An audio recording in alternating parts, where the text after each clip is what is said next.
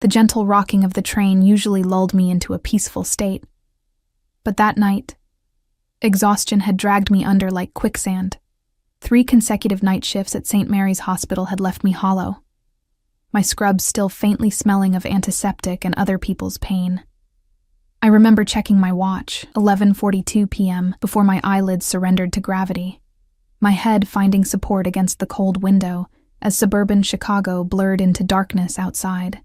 I hadn't meant to fall asleep, not on the last train of the night, not when I lived in that part of town where streetlights flickered more than they shone, not when my tiny apartment waited for me, empty except for the stack of overdue bills on the kitchen counter. The memory fragments after that, the train's brakes squealing, someone saying my name, the weight of unfamiliar hands on my shoulders. Had I shown my ID to someone? Had I spoken? The gap in my memory gaped like an open wound. When consciousness returned, it arrived with the disorienting sensation of sinking into clouds. My body was cradled in softness so complete it felt alien. The sheets against my skin weren't the rough cotton I owned, but something that flowed like cool water. I breathed in and caught unfamiliar scents. Sandalwood, leather, and something sharper beneath, like metal or gunpowder. My eyes flew open. The ceiling above me stretched endlessly, pristine white with intricate crown molding framing the edges. Not my water-stained rental ceiling.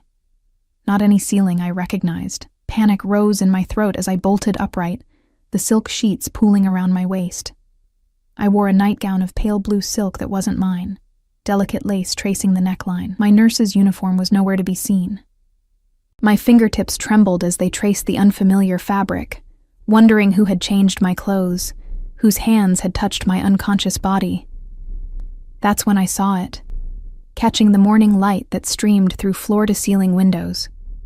A ring on my left hand, a diamond so large it seemed to have its own gravity, flanked by sapphires that matched the blue of the nightgown. The weight of it felt foreign, threatening. "You're awake." The voice came from the doorway, low, smooth, with an accent I couldn't place, something Eastern European layered over perfect English. I turned toward it, and my breath caught in my throat. He stood like he owned not just the room, but the air inside it. Tall, broad-shouldered, dressed in a suit that probably cost more than my annual salary, dark hair swept back from a face that belonged on the cover of a magazine. Sharp cheekbones, strong jaw dusted with stubble, and eyes the color of smoke, but it was the stillness that radiated from him that made my skin prickle with warning. The careful, predatory stillness of someone who never needed to rush. Behind him, just visible in the hallway, stood a man with the unmistakable build of security, earpiece, impassive expression, and the telltale bulge of a weapon under his jacket. "Where am I?" My voice emerged as a whisper. "Who are you?" He stepped into the room, and I instinctively pulled the sheets higher. His eyes, cold, assessing, noticed the movement, and something like amusement flickered across his face. "My name is Alexei Volkov, and you, Elena Weaver, are in my home." He moved closer, each step measured and deliberate. "You don't remember last night?" "Last night. The train. The darkness. Nothing." "No," I managed, my throat dry. "I don't know how I got here. I don't know why I'm wearing this." I raised my left hand, the diamond catching the light, throwing rainbows against the wall. "I don't know what this means." He sat on the edge of the bed, and the mattress barely dipped under his weight. This close, I could smell his cologne. Expensive, subtle, with notes of cedar and something darker beneath. His proximity sent electricity racing across my skin. "It means," he said softly, reaching out to touch the ring, his fingers brushing mine, "that you are under my protection now." Protection. The word held a weight that made my stomach clench. "I don't need protection," I said, pulling my hand away. "I need to go home. I have a shift at the hospital tonight." His smile never reached his eyes. "You no longer work at that hospital, Elena. I've arranged everything. Your resignation has been submitted. Your apartment has been cleared out. Your life, as it was, is over." The casual way he dismantled my existence sent ice through my veins. "You can't do that. That's kidnapping. That's illegal." "Is it kidnapping when you agreed? When you signed the papers yourself?" He reached into his jacket and pulled out a folded document, placing it beside me on the silk sheets. Your signature is quite distinctive. Those loops in your E's. I grabbed the paper, my hands shaking. There it was, a marriage license with my signature beside his. But I had no memory of signing anything. This isn't real, I whispered. I would never. You were quite emphatic about it, actually, he said, standing again. After I helped you off the train, after you told me about your father's debts. My father? The mention of him sent a fresh wave of confusion through me. Dad had died 6 months ago, leaving behind nothing but gambling debts I was slowly trying to pay off. What does my father have to do with this? Alexei's expression hardened slightly. Edward Weaver borrowed a significant sum from me 3 years ago. He lost it all at the tables, as expected. I've been watching you since then, waiting. Waiting for what? The question escaped before I could stop it. For you to finish your nursing degree. For you to establish yourself. I don't collect on debts aimlessly, Elena. He spoke as if explaining something simple to a child. I watched you work those double shifts. Watched you cry in your car between jobs. Watched you send money to cover your father's debts without understanding who truly owned them. Horror crawled up my spine as the implications settled over me. This stranger had been monitoring me, following me, for years. Those weren't his gambling debts I was paying. Some were. The most pressing ones belonged to me. He adjusted his cufflinks, platinum I noticed, with tiny diamonds catching the light. Last night, you fell asleep on the train. I happened to be there. You were vulnerable, alone. I brought you to safety. And dressed me in clothes I don't own? Put a ring on my finger I didn't choose? My voice rose, panic edging into it. That's not safety. That's business. He cut in, his voice cooling several degrees. Your father owed me $3 million, Elena. You can work as a nurse for 40 years and never come close to paying that. Or, he gestured to the room, to the ring.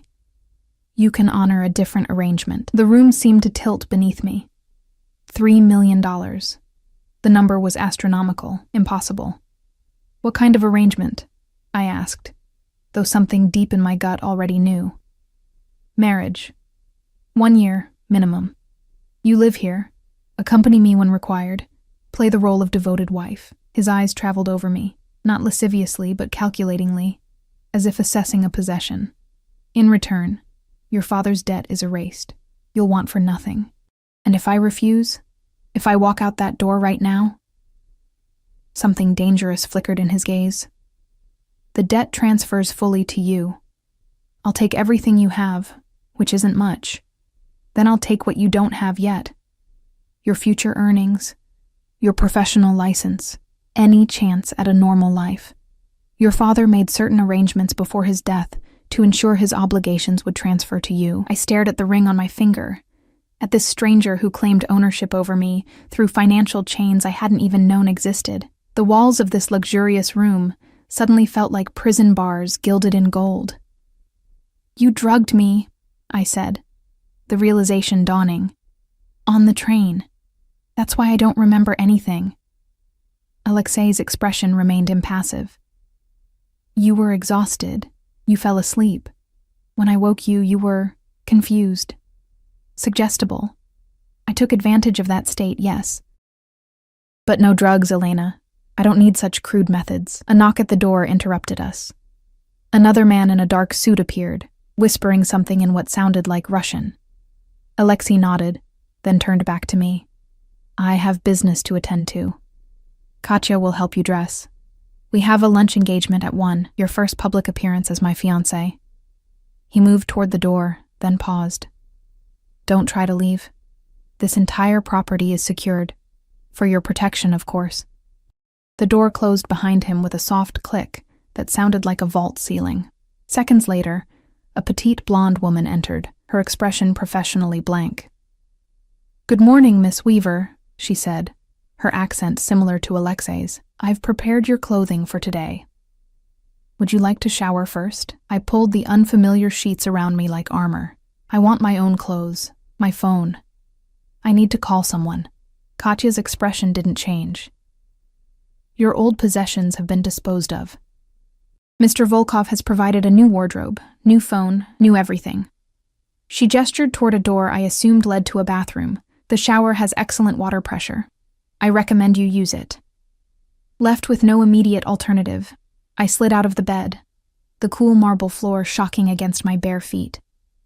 The bathroom was larger than my entire apartment had been, all white marble and gold fixtures.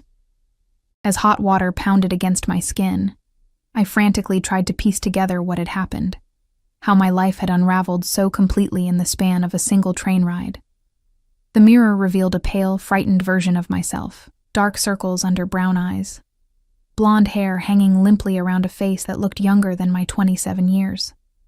The woman staring back at me seemed like a stranger, as unfamiliar as the diamond weighing down my left hand. One thing became clear as I dressed in clothes I'd never bought: a cream cashmere sweater, designer jeans that fit perfectly, boots that cost more than a month's rent. I needed to escape. I needed to find proof of what Alexei had done, how he'd manipulated me into this situation. I needed allies. But as I emerged from the bathroom, to find Katya waiting patiently, as she led me through hallways where security personnel stood at regular intervals, as I glimpsed the grounds outside. Manicured gardens surrounded by high walls, topped with security cameras. The magnitude of my imprisonment settled over me like a shroud. I wasn't just in the Mafia boss's bed. I was in his world now, and every exit appeared to be sealed. The car that carried us to lunch was a sleek black Mercedes with windows so darkly tinted they seemed to absorb light. I sat rigidly beside Alexei in the back seat, a careful foot of space between us that felt both too much and not nearly enough. His driver, a broad-shouldered man who hadn't spoken a word, navigated through Chicago's downtown streets, while another suited man rode in the passenger seat, his eyes constantly scanning our surroundings. Your security is extensive, I said, breaking the silence that had stretched between us since leaving the mansion. Alexei's gaze shifted from his phone to me. Necessary precautions. Against what? His lips curved slightly. Against those who would take what's mine. The possessive word sent an involuntary shiver down my spine. I'm not yours. The ring on your finger suggests otherwise. He reached across the space between us, his fingers capturing my left hand with unexpected gentleness. His thumb traced over the enormous diamond. This belonged to my grandmother. She survived the siege of Leningrad wearing it sewn inside her coat. Family is everything to me, Elena. The intimate gesture, the story behind the ring, created a dangerous moment of connection I couldn't afford. I pulled my hand away. We're not family. We're a business arrangement, according to you.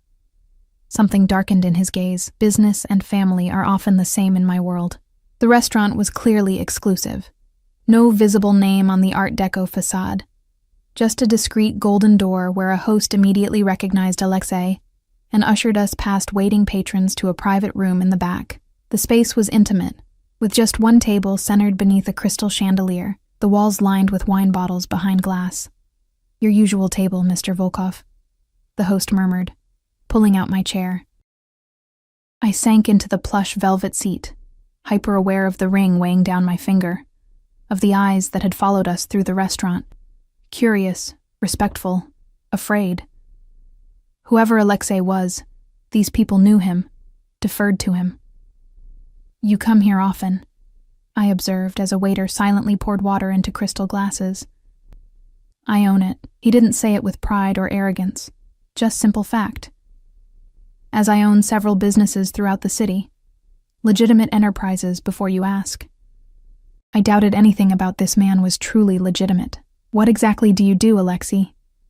Imports, exports, real estate, private lending. His eyes held mine. Your father primarily benefited from the latter. The mention of my father sent a fresh wave of confusion through me. Dad had been a history professor with a gambling problem he'd hidden until it consumed him. I still don't understand how he got involved with someone like you. Someone like me, Alexei repeated, his accent thickening slightly. You mean someone who could see his desperation at the tables? Who offered help when the other sharks began to circle? He leaned forward. Your father was losing everything, Elena. his home, his reputation. I gave him a chance. A chance that's now my prison, I whispered. His expression hardened. A chance at a new life. Look around you. He gestured to our opulent surroundings. This is hardly a cell. A gilded cage is still a cage. Before he could respond, the door opened, and a couple entered. A middle-aged man with silver hair, and a much younger woman draped in designer clothes and jewelry that somehow looked gaudy compared to my simple outfit. "Alexei!" The man spread his arms wide. "And this must be the mysterious fiancé we've heard about." Alexei stood, his posture subtly shifting. Shoulders back, chin slightly raised. Even without moving, he seemed to expand, dominating the room. Victor. Isabella. Meet Elena Weaver, soon to be Elena Volkov. The name change hit me like a slap. I hadn't even considered that part of the arrangement. Victor grasped my hand, his grip lingering too long, enchanting. Where has Alexei been hiding such a beauty? She's been completing her nursing degree, Alexei answered smoothly, placing his hand on the small of my back. The touch was possessive, a clear message to Victor, whose eyes had been wandering lower than appropriate. Isabella gave me a cold once-over. A nurse? How charitable of you, Alexei. The implied insult was clear, but Alexei's hand pressed more firmly against my back, a silent command to stay calm. Intelligence and compassion are qualities I value, he replied, his tone light but edged with steel. Unlike some, I don't require constant entertainment. Isabella's face flushed, and Victor cleared his throat uncomfortably. Let's order, shall we? I'm starving.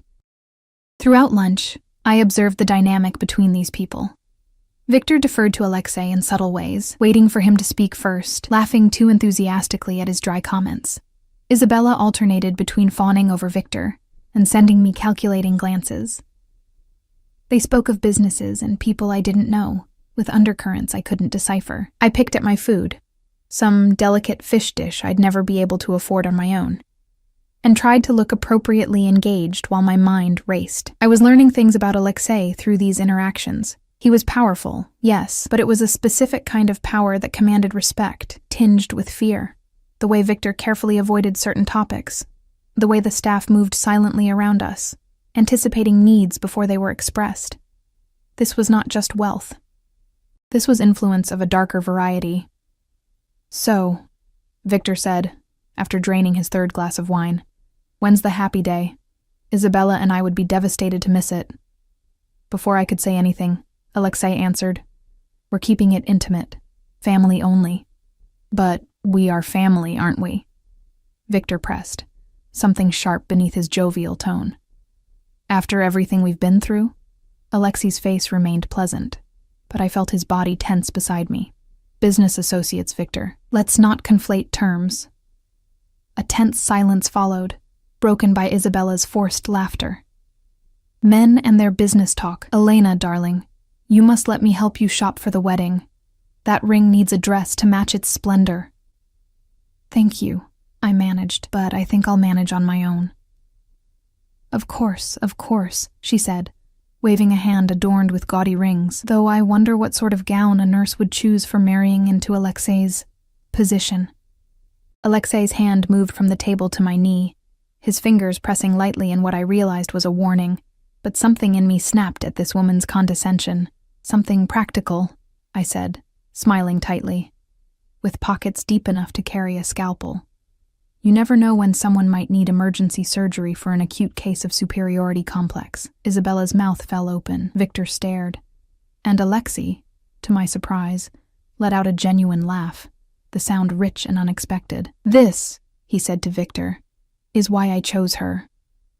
The rest of lunch passed in a blur of tension barely concealed by social niceties. When we finally left, Alexei guided me back to the waiting car with a hand firmly on the small of my back, his fingers splayed possessively. That was unwise, he said once we were inside, though his tone lacked real anger. She was insulting me. Isabella insults everyone. It's her primary function in life. He studied me with new interest. You surprised me. I expected tears, not threats of impromptu surgery. I've worked hospital night shifts in Chicago for years. It takes more than a Botoxed socialite to intimidate me. I turned to face him fully. But you never answered Victor's question. When exactly is this supposed wedding happening? Alexei's expression grew serious. When I determine the timing is right, and until then, I just stay locked in your house, wearing your grandmother's ring, pretending I chose this? You did choose this, Elena. Last night, on that train platform, when I explained your father's debt, when I offered you a way out, his voice was calm, reasonable, making me doubt my own certainty. I don't remember making that choice, I insisted. I would never agree to marry a stranger, no matter what my father owed. You were exhausted, vulnerable, but you were coherent when you signed the papers. His gaze was steady, unwavering. I don't force unwilling women into marriage. That's not how I conduct business. Then let me go. Now. If this was truly my choice, then I should be free to unchoose it. The car slowed, and I realized we'd arrived back at his estate, a sprawling property I hadn't properly seen in daylight. The main house was an imposing stone structure, with manicured gardens surrounding it and a high wall encircling everything. Security cameras were visible at regular intervals along the perimeter. Alexei studied me for a long moment. 3 days, he finally said. Stay for 3 days. Get to know me, my world. If after that time you still wish to leave, I won't stop you. Hope flared in my chest, quickly tempered by suspicion, and my father's debt will remain. But I'll arrange a more conventional repayment plan. 3 days. I could endure 3 days in this gilded cage if it meant freedom afterward. All right. 3 days. His smile didn't reach his eyes. Excellent, then let me give you a proper tour of what will be your home. The estate was even more impressive inside than I'd glimpsed that morning. Room after room of museum-quality art and antiques, a library with floor-to-ceiling bookshelves, a kitchen where a private chef prepared our meals. Security personnel maintained a discreet presence throughout, and I noticed that certain doors remained locked, certain areas off-limits. My office is private, Alexei explained when we passed a heavy wooden door guarded by one of his men. Business matters require discretion. What kind of business requires armed guards inside your home? I asked. He merely smiled. The profitable kind. As evening approached, Alexei led me to a sitting room where a fire crackled in a marble fireplace. He poured 2 glasses of amber liquid from a crystal decanter, handing one to me before taking a seat opposite. You mentioned last night that you've been working double shifts to pay your father's debts, he said, swirling the liquid in his glass. That must have been exhausting. I took a small sip, the whiskey burning a path down my throat. I did what I had to do, and now? Now I'm here, aren't I? Trading one form of servitude for another. Something like genuine hurt flickered across his face. Is that how you see marriage? Servitude? Marriage is supposed to be a choice between equals. This, I gestured between us, whatever this is an equal. You hold all the power. He leaned forward, his eyes intense. Power is rarely equal, Elena. But that doesn't mean there can't be respect. Understanding. How can there be understanding when I don't even know who you really are? I set my glass down. The restaurant owner who keeps armed guards. The businessman with connections to Russian gambling debts. Who are you, Alexei Volkov? For a long moment, he was silent, studying me as if weighing a decision. Finally, he spoke, his voice lower, more intimate. I come from a family that has, for generations, operated outside conventional laws when necessary. We protect our own. We honor our obligations. We never forget a debt, owed to us or by us. You're talking about the Mafia, I said flatly. He didn't flinch from the word. I prefer to think of it as an alternative business structure with strong family values. Despite everything, I almost laughed at his description. Do all your alternative business partners know about me? Am I just another acquisition? No, he said, with unexpected sharpness. You are not to be discussed. My personal life remains separate from business matters. Then why parade me in front of Victor and Isabella today? Victor needed to see that I've made my choice, that I'm unavailable. He finished his drink in one smooth motion. There have been attempts to forge alliances through marriage. I've rejected all such arrangements. Until me. Until you, he agreed, his gaze holding mine across the firelight. The daughter of the man who tried to cheat me, who now wears my family ring. There's a certain poetry to it, don't you think? I stood, suddenly needing distance from his intensity, from the strange magnetism he exuded. I think I'd like to rest before dinner. This has been overwhelming. Alexei rose as well, closer than I expected, of course. Katya will help you with anything you need. As if summoned, the blonde assistant appeared at the doorway. I moved to follow her, but Alexei caught my hand, his thumb brushing over the ring. One more thing, Elena. While you're here, while you wear this, his grip tightened slightly, you are, to the outside world, mine, my choice, my future wife. Remember that when we're in public. I pulled my hand away, ignoring the lingering warmth of his touch. For 3 days. Yes, he agreed, though something in his eyes suggested he believed otherwise. For 3 days. As Katya led me back through the labyrinthine hallways, I caught sight of myself in an ornate mirror. Designer clothes, diamond ring, pale face framed by hair that now fell in soft waves, thanks to the expensive products in Alexei's bathroom. I looked like a stranger, a woman playing dress-up in a life that wasn't hers. But somewhere beneath that reflection was still me, the girl who had worked her way through nursing school, who had faced down aggressive patients and condescending doctors, who had survived her father's death and the crushing weight of his secrets. That girl wasn't going to disappear inside Alexei Volkov's world, no matter how seductive its comforts might be. 3 days to find a way out, 3 days to discover what really happened that night on the train. 3 days to understand the man who claimed to own me, and why, despite everything, I couldn't quite bring myself to hate him. Sleep evaded me that night, despite the cloud-like mattress and silken sheets. I lay awake in the massive bedroom, not Alexei's, but a guest suite he'd assigned to me, until the wedding, listening to the occasional footsteps of security personnel patrolling the hallways. The ring felt heavy on my finger, a constant reminder of my bizarre situation. When dawn finally painted the sky in watercolor hues of pink and gold, I gave up on rest. I slipped out of bed and padded to the floor-to-ceiling windows that overlooked the estate grounds. In the early morning light, I could see the true extent of my prison. Manicured gardens stretching to a high stone wall, a swimming pool that glittered like sapphires, and beyond that, dense trees that offered privacy from the outside world. Security cameras mounted at strategic intervals completed the picture of beautiful confinement. A soft knock interrupted my thoughts. "Come in," I called, expecting Katya with breakfast or instructions for the day. Instead, Alexei himself entered, already impeccably dressed in a charcoal suit that emphasized the breadth of his shoulders. He carried a silver tray with 2 steaming mugs. "You're awake early," he observed, setting the tray on a small table by the window. "I thought you might appreciate coffee." The domesticity of the gesture felt jarring coming from him. "Thank you," I said cautiously, accepting the mug he offered. The rich aroma of perfectly brewed coffee filled my senses. "Did you sleep well?"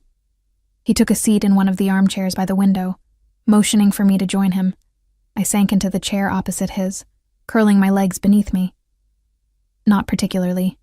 That's to be expected. New surroundings." His eyes, more gray than blue in the morning light, studied me over the rim of his mug. "Day 1 of 3 begins now. How would you like to spend it?" The question caught me off guard. I'd expected demands, not choices. "I'd like to understand more about my father's connection to you, about the debt I'm supposedly paying off." A flicker of something, respect, perhaps, crossed his features. Direct. "I appreciate that." He set his mug down. "Your father first approached me 4 years ago. He'd already exhausted conventional loans, credit cards, family goodwill. He'd heard my name in certain circles, desperate men often do, and sought me out. "At a casino?" I prompted. "At this very house. He came to a charity gala I hosted, gained entry through an acquaintance." Alexei's expression hardened slightly. He cornered me in my study, begging for help. Said he had a system that couldn't fail. They always have a system. I tried to imagine my father, tweedy, distracted Professor Weaver, approaching this dangerous man, and failed. "And you just gave him $3 million? That seems..." Imprudent. A cold smile touched Alexei's lips. I gave him $500,000, secured against his house, his pension, his life insurance. The rest accumulated through interest, penalties for missed payments, and additional loans he secured through less reputable associates of mine without my knowledge. That can't be legal, I protested.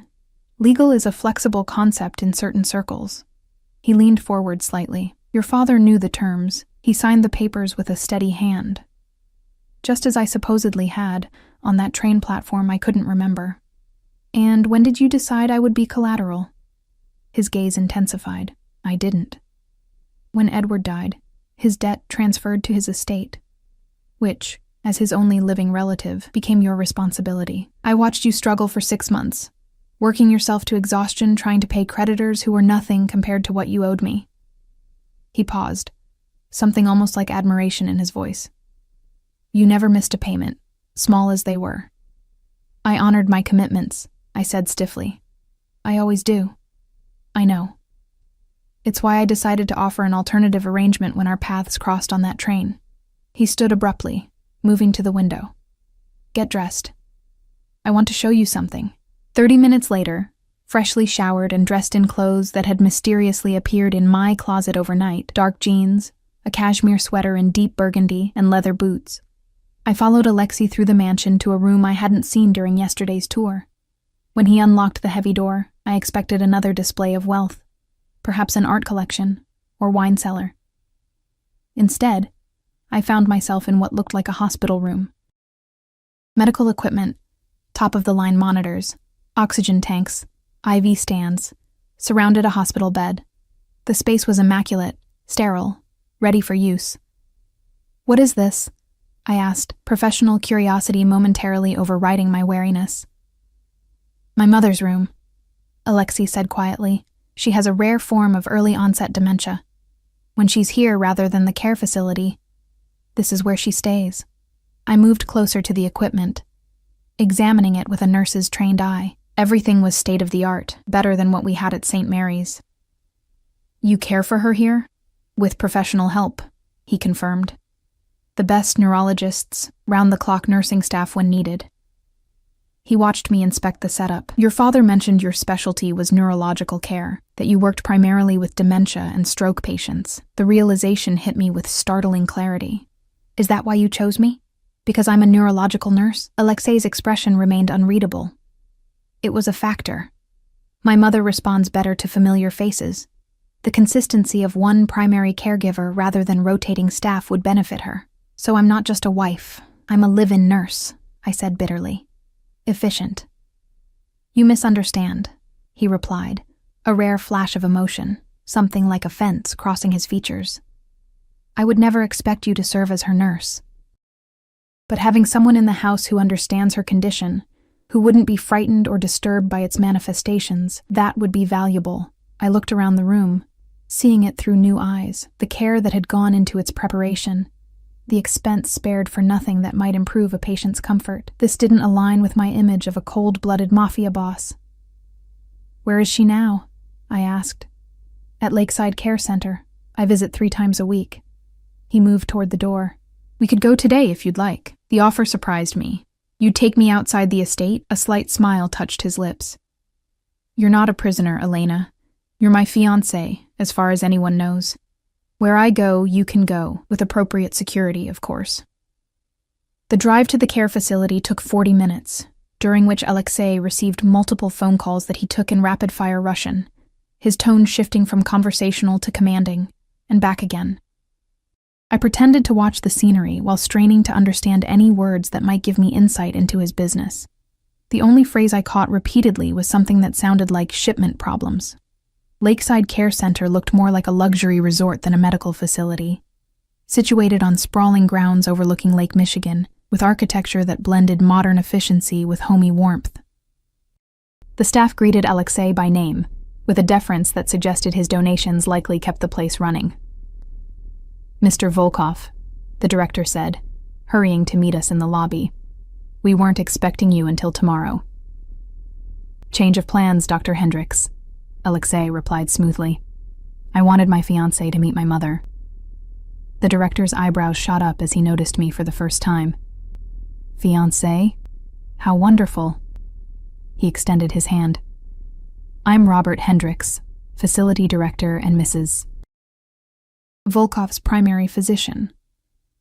Elena Weaver, I replied, shaking his hand. I'm a neurological nurse at St. Mary's. Or I was until recently.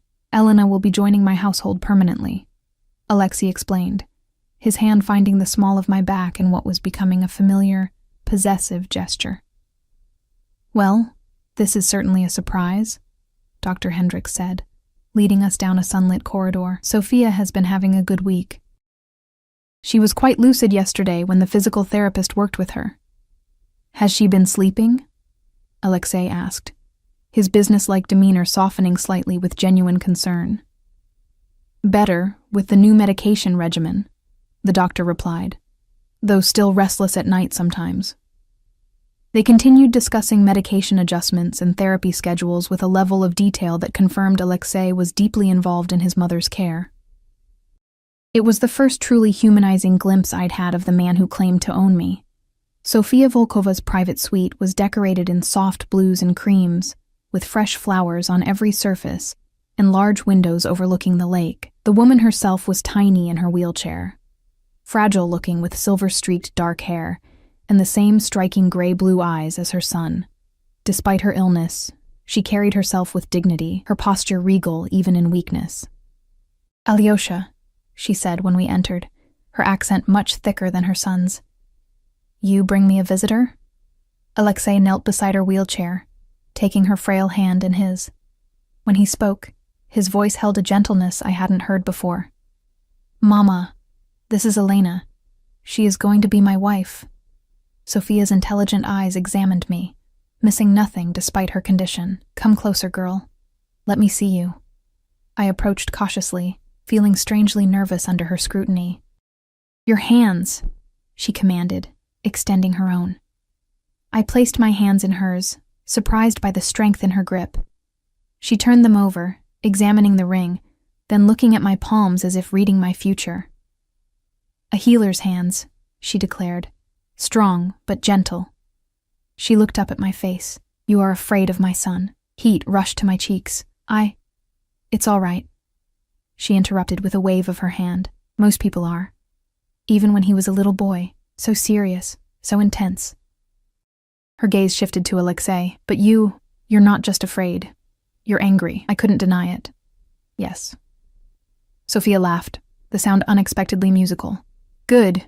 He needs someone who won't cower. Too many do. She patted the chair beside her. Sit.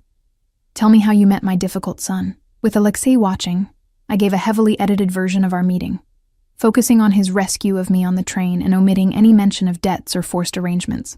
Sophia listened attentively, occasionally glancing between her son and me with shrewd assessment. And you, Elena, what do you know of our family? She asked when I finished. Very little, I admitted. Alexei's father, my Mikhail. He was like him. Powerful. Feared. Her eyes grew distant. But at home, with me, with our son, he was different. Gentle. A man can wear many faces, you know. Mama, Alexei interrupted softly. Elena doesn't need a history lesson today. She needs truth, Sophia corrected sharply. If she is to be a Volkova. She turned back to me. Our family has enemies, Elena. Always has. Alexei learned young to protect what is his. Sometimes it makes him, how do Americans say, heavy-handed. I couldn't help a small smile at her diplomatic phrasing. That's one way to put it. But a man who loves deeply also protects fiercely, she continued, her gaze intense despite the occasional flicker of confusion that crossed her features. Remember this, when his ways seem harsh to you. When we left an hour later, after Sophia had begun to tire, I felt unsettled by the encounter. I'd expected to meet a frail, confused woman. Instead, I'd found a matriarch who, despite her illness, still commanded respect and saw far too clearly. Your mother is remarkable, I said as we walked back to the car. Yes, Alexei agreed simply. She always has been. She seems to think our engagement is real, I observed. You didn't tell her the truth. His expression hardened. My mother doesn't need to know about business arrangements. She sees what makes her happy, her son, finally settling down with a woman she approves of. And when these 3 days are over, when I leave, what will you tell her then? Alexei stopped walking, turning to face me fully. Are you so certain you will leave? The intensity of his gaze made my breath catch. I don't belong in your world, Alexei. You fit quite well today, he countered. With my mother, with the staff here. You didn't flinch from her condition or talk down to her as many do. That's my training, not evidence I should be your pretend wife. His hand reached up, brushing a strand of hair from my face with unexpected gentleness. Perhaps. Or perhaps there are places you belong that you haven't yet discovered. The touch, the words, sent an involuntary shiver through me that had nothing to do with fear. I stepped back, needing distance from his magnetic presence.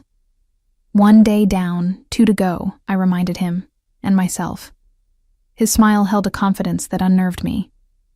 Indeed, and I have plans for tomorrow that may change your perspective further. As we drove back to the estate in silence, I found myself glancing at Alexei's profile. The strong jaw, the intense focus as he read emails on his phone. I'd seen a different side of him today with his mother. A side that complicated the simple narrative of captor and captive I'd constructed, and that, perhaps, was more dangerous than anything else about him. The second morning of my 3-day arrangement dawned with a gentle knock on my door. Katya entered with a tray of breakfast and a garment bag draped over her arm. Mr. Volkov requests that you join him at 9, she said, hanging the bag in the closet. You'll need to dress appropriately. I eyed the bag suspiciously. Where are we going? You have appointments in the city. Her expression remained professionally blank. The dress is for this evening's event. After she left, I unzipped the bag to find an elegant black dress that looked like it belonged on a red carpet. Sleek, simple in its lines, but unmistakably expensive, with a neckline that would showcase the diamond pendant that had mysteriously appeared on my dresser overnight. Another gift I hadn't asked for. Another invisible chain. Precisely at 9, I made my way downstairs in the casual but chic outfit I'd found laid out for me. Tailored black pants, a cream silk blouse, and a soft gray cashmere cardigan. Alexei waited in the foyer, speaking quietly to one of his security team. When he saw me, he dismissed the man with a nod and turned his full attention to me. You look rested, he observed. Better than yesterday. Amazing what accepting one's fate can do, I replied dryly. A slight smile touched his lips. Is that what you've done? Accepted your fate? For the next 48 hours, I glanced at my watch pointedly. Then we'll see. He offered his arm with old-world formality. Then let's make the most of those hours. The day that followed was nothing like I'd expected. Rather than another display of his criminal empire, Alexei took me to a series of appointments that felt surreally normal, a private fitting at a designer boutique where the staff fawned over Mr. Volkov's fiancé, a visit to a renowned jeweler to resize my ring. It was my grandmother's, Alexei explained to the beaming jeweler, maintaining our fiction. Lunch at a rooftop restaurant with views spanning the city. Throughout it all, his security team maintained a discreet but vigilant presence. One man always with us, others positioned strategically nearby, all connected by earpieces. Alexei himself seemed relaxed but watchful, his eyes constantly scanning our surroundings in a way I was beginning to recognize as habitual. You never fully relax, do you? I asked over dessert, a delicate chocolate confection I'd barely touched. He considered my question seriously. Not in public, no. Because of your business? Because of who I am. He took a sip of espresso. My father taught me early that letting down one's guard is a luxury our family can't afford. That sounds exhausting, I said, surprising myself with genuine sympathy. Something like appreciation flickered in his eyes. You get used to it. The vigilance becomes second nature. Is that why you built your fortress? To have somewhere you can actually relax? Partly. He studied me for a moment. You're very observant, Elena. I'm a nurse. Observation is part of the job. I set down my fork. Though I notice you've arranged for me to not be a nurse anymore. I can have your position reinstated if that's what you want, he offered unexpectedly, though perhaps at a better hospital, with more reasonable hours. The offer caught me off guard. You'd let me continue working? Within certain parameters, yes. Security considerations would need to be addressed, but it could be arranged. I narrowed my eyes. Why would you do that? Because despite what you think, I don't wish to cage you, he said, his voice dropping to a more intimate register. I want a partner, not a prisoner. A partner in what exactly? I challenged. Your alternative business structure? Something darkened in his gaze. There are aspects of my life that would remain separate, for your protection as much as my interests. Convenient, I murmured. Necessary, he countered. You've seen how Victor looked at you yesterday. Imagine what my real enemies would do to the woman wearing my ring if they had the chance. A chill ran through me at his words. At the casual way he referenced enemies who would target me simply for my proximity to him. This was the reality of his world. The danger lurking beneath the luxury. Our final stop before returning to the estate was a private art gallery in a converted warehouse. Unlike the other locations we'd visited, this one bore no signage, its entrance unmarked except for a discreet security camera. Alexei's driver pulled around to a back alley, where a steel door opened as we approached. What is this place? I asked as Alexei helped me from the car. Something I think you'll appreciate, he replied cryptically. Inside, the industrial space had been transformed into a stunning gallery, soaring ceilings, polished concrete floors, and walls displaying art that even my untrained eye recognized as exceptional. Modern pieces hung alongside classical paintings. Sculptures dotted the open floor, and at the far end, a spiral staircase led to an upper level. A tall, elegant woman with short silver hair approached us, embracing Alexei with European double kisses. You're late, she admonished him in accented English. Forgive me, Irina. Elena and I lost track of time. He placed his hand at the small of my back, the gesture now familiar. Elena, this is Irina Kuznetsova, an old family friend and the finest art curator in the city. The woman's shrewd eyes assessed me without pretense. So this is the nurse who has captured our Alexei's heart. I expected someone more sophisticated, I supplied when she trailed off. Irina laughed, a rich, genuine sound. I was going to say intimidated. Most women he brings here are too busy fawning to actually look at the art. She offered her hand. Come. Let me show you what he's been working on. Curiosity piqued, I followed her through the gallery to a section cordoned off by velvet ropes. Alexei remained slightly behind us, taking a call on his phone and speaking in hushed Russian. This, Irina said with evident pride, is the Volkov Foundation's latest project. Before us hung a series of paintings I didn't recognize, vibrant works from various periods and styles. Beside each was a placard describing the piece's history, with special emphasis on how it had been looted during World War II and subsequently recovered. These are all stolen works?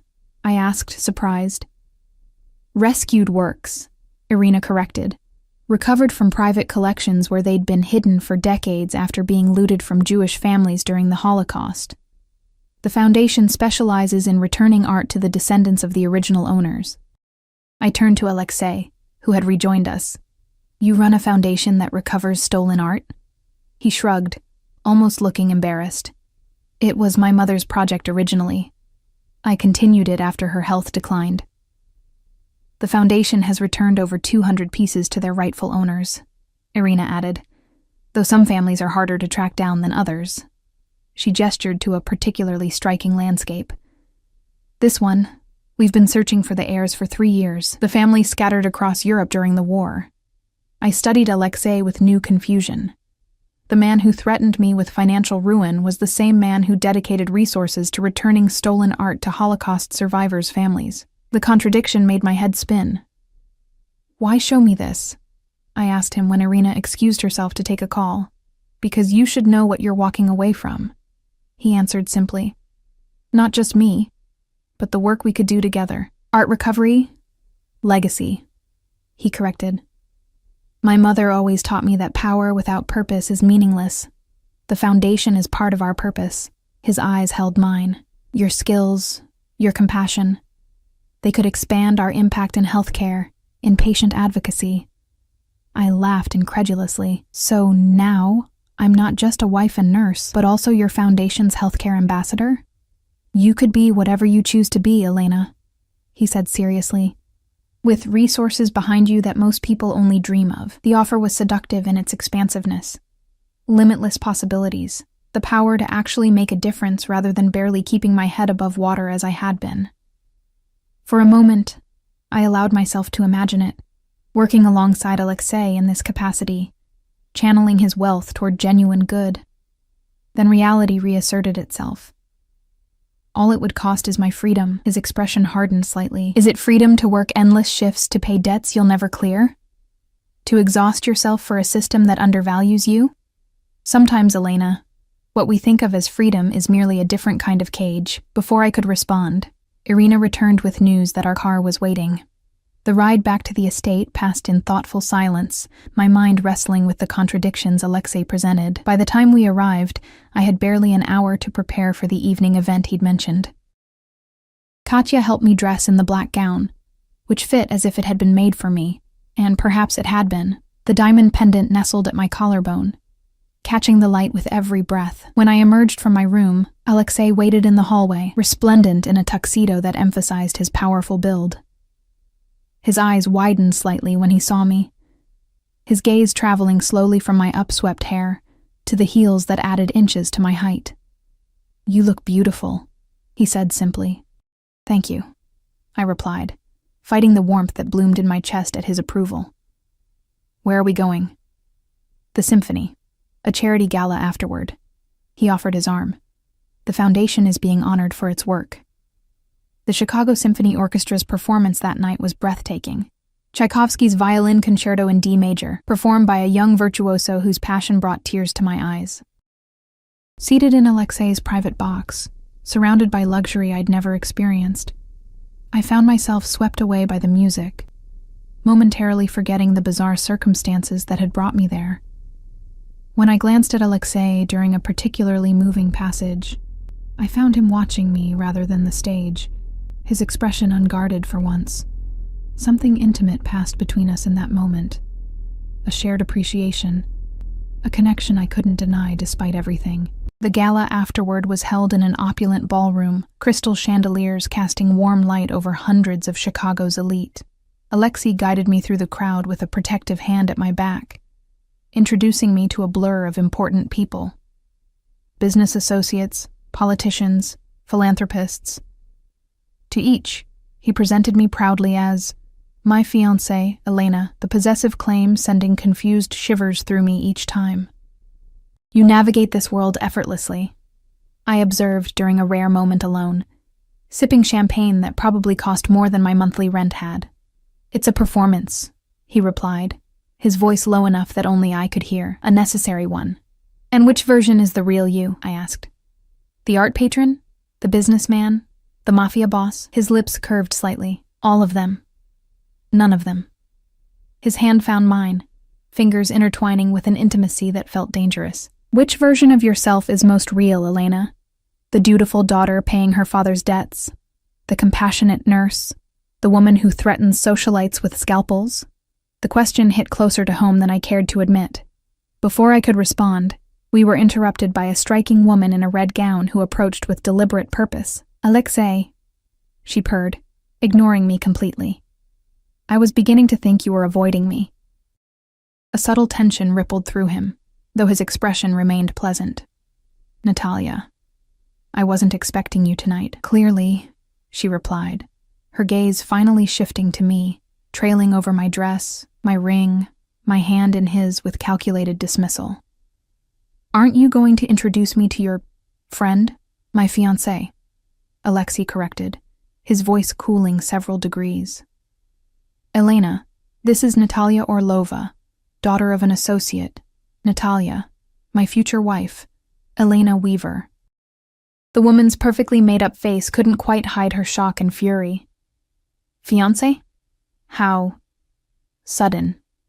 She forced a smile that didn't reach her eyes. "I wasn't aware you were even dating anyone." "We prefer privacy," Alexei replied smoothly, Natalia's gaze fixed on me with new intensity. "And what exactly do you do, Elena?" besides catching Chicago's most eligible bachelor? Before I could answer, Alexei cut in. Elena is a neurological specialist. She worked at St. Mary's until recently. A nurse? Natalia's eyebrows rose, her tone making the profession sound like something distasteful. How charitable of you, Alexei. The condescension in her voice sparked something defiant in me. Mr. Volkov values compassion, I said, meeting her gaze steadily. Not everyone does. Alexei's hand tightened around mine. Whether in warning or approval, I couldn't tell. If you'll excuse us, Natalia, the Foundation's presentation is about to begin. As he led me away, I felt her glare burning into my back. I'm guessing she expected to be in my position, I murmured. Her father has been pushing for an arrangement for years, Alexei confirmed. I've never been interested. She's beautiful, I observed neutrally. Beauty without substance holds no appeal for me. His thumb traced circles on my hand, sending unwanted warmth through my veins. Besides, I'm already spoken for, aren't I? The reminder of our temporary arrangement landed like a splash of cold water. For one more day. His eyes met mine, intense and unwavering. We'll see. The Foundation presentation passed in a blur, with Alexei delivering a brief speech that was surprisingly heartfelt about continuing his mother's legacy. When we finally left close to midnight, exhaustion had settled deep in my bones, the emotional whiplash of the day taking its toll. In the car, I found myself fighting to keep my eyes open. Alexei noticed, of course. He seemed to notice everything about me. Rest, he said softly. We're almost home. Home. The word echoed strangely in my mind as I drifted off, my head eventually finding its way to his shoulder, his arm coming around me in a protective gesture that felt both foreign and oddly right. My last conscious thought was a troubling one. In just 2 days, Alexei Volkov had begun to blur the lines between captor and savior in ways I hadn't thought possible, and tomorrow, my final day in his world, would determine whether I walked away or surrendered to the golden cage he'd built around me. I awoke in my own bed, though I had no memory of how I'd gotten there. The dress had been replaced with silk pajamas, my jewelry carefully placed on the dresser. Had Alexei carried me? Had Katya helped me change? The thought of either scenario sent heat rushing to my cheeks. Today marked the final day of our agreement. The last of my 3 days in Alexei Volkov's world. By this time tomorrow, I would either be free of him or bound to him permanently. The weight of the decision pressed on me as I showered and dressed in the clothes laid out for me, a simple sundress in soft blue, comfortable yet elegant. When I went downstairs, the house was unusually quiet. No security personnel in the hallways, no sounds of staff preparing breakfast. I found my way to the kitchen, where a note waited on the counter in Alexei's bold handwriting. Gone to handle business. Back by noon. Make yourself at home. Make myself at home. The irony wasn't lost on me. Still, his absence offered an opportunity I couldn't ignore. A chance to search for answers about what really happened that night on the train. About the documents I supposedly signed. About Alexei himself. I moved cautiously through the mansion, alert for any remaining staff or security. The main floor seemed deserted, though I had no doubt cameras tracked my movements. I headed straight for the room I most wanted to explore, Alexei's study, the one room that had remained firmly off-limits during my stay. To my surprise, the door was unlocked, either a careless oversight or a deliberate test. I hesitated only briefly before pushing it open and stepping inside. The space was exactly what I'd expected. Masculine, imposing, with leather-bound books lining built-in shelves and a massive desk dominating the center of the room. Windows overlooked the back gardens, and a pair of leather chairs faced a small fireplace along one wall. Everything spoke of power and old money, from the antique globe in the corner to the oil paintings of stern-looking ancestors on the walls. I went straight to the desk, careful not to disturb anything as I searched for clues. The surface held little of interest. A leather blotter, an expensive pen set, a framed photo of a younger Alexei with his mother in what looked like Red Square. I tried the drawers, finding most locked, except one that contained routine business correspondence, nothing incriminating or revealing. A safe was built into the wall behind a painting, too obvious, and certainly beyond my ability to crack. Filing cabinets lined one wall, but they too were locked. Frustration mounted as I realized Alexei was too careful to leave sensitive information lying around, even in his supposedly secure sanctuary. As I turned to leave, something caught my eye. A small wooden box on a side table, intricately carved with what looked like the Volkov family crest. Unlike everything else in the room, it wasn't locked, the lid lifting easily when I tried it. Inside lay several items that seemed intensely personal: an old pocket watch, a black and white photo of a stern-looking man who had Alexei's eyes, a folded piece of paper that proved to be a child's drawing signed Alyosha, age 7, and beneath everything, a small velvet pouch. My fingers trembled as I opened the pouch, knowing I was crossing a line by invading this private collection. Inside was a small, worn photograph. Alexei looking younger and more carefree than I'd ever seen him, with his arm around a smiling young woman with chestnut hair and warm eyes. They looked happy, in love. Who was she? What had happened to her? Find what you're looking for. I whirled around, heart hammering in my chest. Alexei stood in the doorway, his expression unreadable. I hadn't heard him approach, a man his size moving with silent precision. Words failed me as guilt warred with defiance. I was trying to understand. Understand what? He entered the room fully, closing the door behind him with a soft click that somehow sounded ominous. What happened that night on the train? What I supposedly agreed to. I held up the photograph. Who you really are. Something flickered in his eyes. Pain, perhaps, or anger. He crossed to me and gently took the photo from my fingers, returning it to the pouch with careful movements. Her name was Irina. She was my fiancée many years ago. What happened to her? I asked softly, knowing from his use of past tense that the story didn't have a happy ending. Alexei's jaw tightened. She was killed. A car bombing meant for me. He closed the box with finality. She paid the price for loving me. The simple brutality of his statement stunned me into silence. Here was the reality of his world laid bare. The violence that shadowed his every step, that had taken someone he loved. I'm sorry, I said finally, meaning it. It was a long time ago. His voice was flat, controlled. But it taught me valuable lessons about keeping those I care for safe. The implication hung between us: his excessive security, his control over my movements, his insistence on keeping me in his protected world, all stemming from this loss, this guilt. Is that why you arranged this situation with me? I asked. Keep me close to keep me safe from your father's creditors? He studied me for a long moment. Partly, but there's more to the story. He moved to a painting on the far wall, not the one concealing the safe, but another, a landscape of the Russian countryside. When he swung it aside, it revealed not another safe, but a hidden door that opened when he pressed his palm to it. Come, he said, extending his hand to me. It's time you knew everything. Heart pounding, I placed my hand in his, allowing him to lead me through the hidden door into what appeared to be a second office.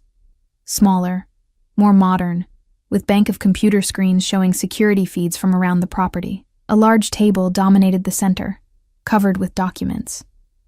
This is where I actually work, Alexei explained, releasing my hand to pick up a file folder. The other office is for show, for visitors who expect a certain aesthetic. He handed me the folder. Inside was a dossier on me.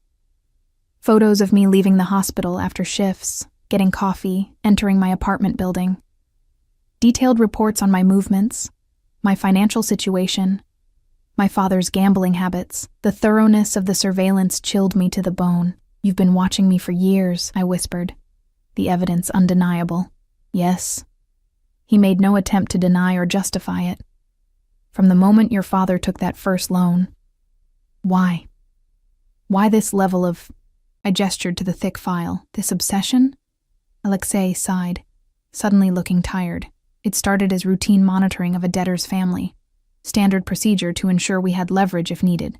He moved to one of the screens, pulling up an image that made my breath catch. Me, 3 years ago, running into a burning building. I remembered that day vividly. I'd been walking home from a shift when I passed an apartment building with smoke pouring from a second-floor window. Without thinking, I'd run inside to help an elderly woman who couldn't evacuate on her own. The local news had covered it briefly. Nursing student rescues, elderly woman from fire. I hadn't thought anyone had paid much attention. This, Alexei said softly, was the moment I became interested in more than your father's debt. Because I ran into a burning building? I asked, confused. Because you risked your life for a stranger without hesitation. His eyes met mine. Do you know how rare that quality is in my world? How valuable? I shook my head, trying to process what he was telling me. So you've been, what? Grooming me as a potential wife for 3 years? I've been watching you, he corrected. Learning who you are, waiting for the right moment to approach you. His expression darkened. Then your father died, leaving you drowning in his debts. Debts I could have called in immediately, ruined you completely. But you didn't, I said slowly. No. I waited, watched you work yourself to exhaustion, trying to honor obligations that weren't yours. Something like admiration colored his voice. Your loyalty, even to a father who had betrayed your trust repeatedly, it was remarkable. It wasn't remarkable, I insisted. It was just right. In my experience, Elena, people rarely do what's right when it's difficult. He moved closer, his presence overwhelming in the confined space. That night on the train, it wasn't chance. I arranged to be there when you would be most vulnerable, most open to an alternative. A chill ran through me. You planned it all. Yes. No apology, no justification, just truth. Did you drug me? I demanded, needing to know. No, he said firmly. I would never. You were exhausted, barely conscious even before you fell asleep. When I woke you at your stop, you were disoriented, suggestible. I helped you off the train, explained your situation, offered my solution. His eyes held mine. You agreed, Elena. Not enthusiastically, perhaps, but consciously. Then you passed out again in my car from sheer exhaustion. I searched my memory, trying to find any fragment of this interaction. But the night remained a blank. I don't remember any of it. People often don't remember decisions made in states of extreme fatigue, he said. It's similar to the amnesia surgical patients sometimes experience after receiving sedatives. They can have entire conversations they later forget. As a nurse, I knew this was true. I'd seen patients have lucid conversations they had no memory of later. Still, the violation of it, the manipulation, made me feel ill. So what happens now? I asked, my voice barely above a whisper. Our 3 days are almost up. Alexei moved to the table, picking up another document, the marriage license I'd supposedly signed. Now I give you a real choice, with full information and a clear mind. He tore the paper in half, the sound shockingly loud in the quiet room. The original agreement is void. I stared at the torn document, stunned. What does that mean? It means you're free to leave, right now, with no obligations. He opened a drawer and removed an envelope, placing it on the table between us. Inside is documentation releasing you from your father's debt entirely, plus enough money to start over wherever you choose. New city, new job, new life. You'll never see or hear from me again. My hands shook as I reached for the envelope. Just like that? After all this effort? Just like that. His expression was carefully blank, but something flickered in his eyes. Pain, perhaps. I want you, Elena, but not as a prisoner, not as someone who stays out of fear or obligation. I opened the envelope, verifying its contents, documents indeed releasing me from all debt, and a cashier's check with more zeros than I'd ever seen. Why? Why offer this now? Alexei's controlled facade cracked slightly, genuine emotion bleeding through. Because in these 3 days, I've seen the woman you truly are. Not just in files and surveillance photos, but up close. Your compassion with my mother, your strength with Natalia and Isabella, your curiosity about my work. He paused. You deserve a real choice. And if I choose to stay, the question surprised me as much as him. Something like hope flickered across his features before he controlled it. Then we start again, properly. No debts, no obligations, no pretense. Just 2 people learning if they can build something real together, with you still being who you are, I added, still running your businesses. Yes, he acknowledged. I won't pretend to be something I'm not. My world has darkness in it, Elena. Danger. I can promise to keep it away from you as much as possible, but I can't change who I am or the legacy I was born into. The honesty was stark, unvarnished. For the first time since waking in his bed, wearing his ring, I felt like I was seeing the real Alexei Volkov, not just the Mafia boss, the businessman, or the devoted son, but all of them together. "I need some air," I said, the walls suddenly feeling too close. "I need to think." He nodded.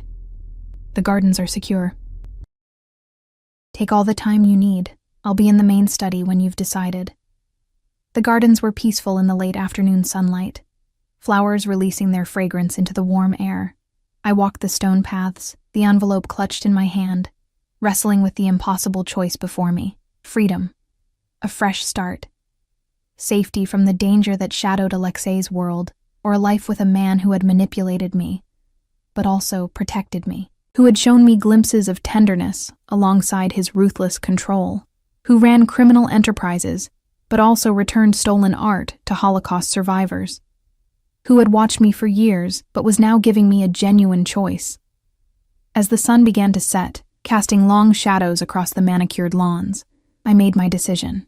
I found my way back to the main study, where Alexei stood by the window, his powerful frame silhouetted against the dying light.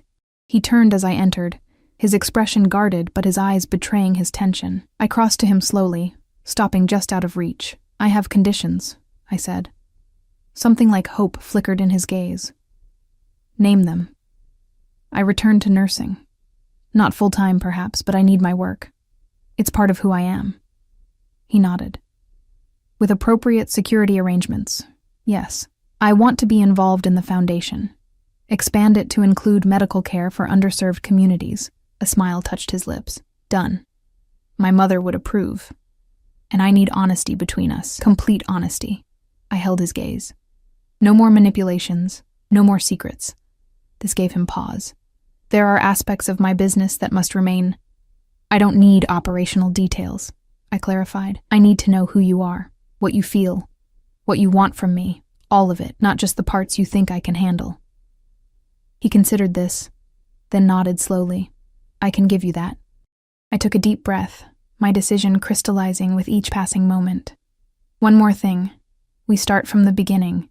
No engagement, no rushed timeline. We date, like normal people. We learn each other slowly."